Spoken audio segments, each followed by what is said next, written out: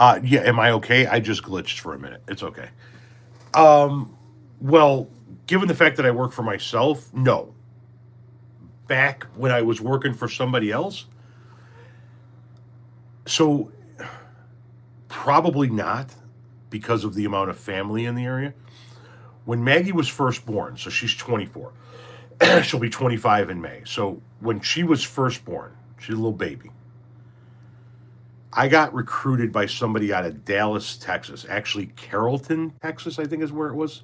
Carrollton, Texas, a suburb of Dallas. And it was a landscape firm that saw my resume on a job board at some point in time for some reason. And they called me up and said, hey, we want you to come down and consider interviewing to run our construction division. Okay, what are you offering? And at the time, I forget how much money it was, but it was more than we ever dreamed that we would make quarter of a century ago, right? And they wanted to fly me and Renee down, interview me, show us around the area, show us some of the nice neighborhoods, I guess, in this town of Carrollton. And we considered it. We were considering moving down there because it was like a at the time an ungodly amount of money for us. And we had just had Maggie, and all of Renee's family was here. Renee's mom was here. Renee's dad was here. Renee's sisters were here. All of her cousins were here. My family was predominantly in southern Indiana, so a few hours away from Chicagoland, but not exactly in Chicagoland.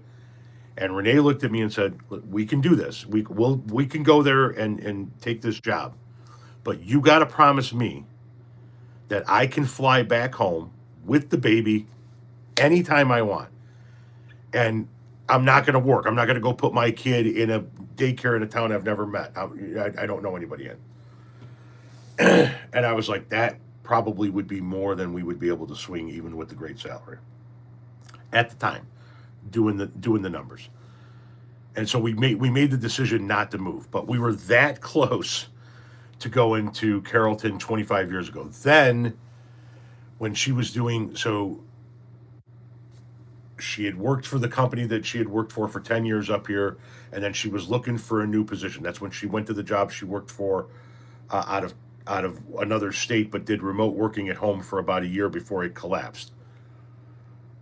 When she was looking before she took that last job, she had somebody that was very interested in her out of Charleston, South Carolina, I want to say.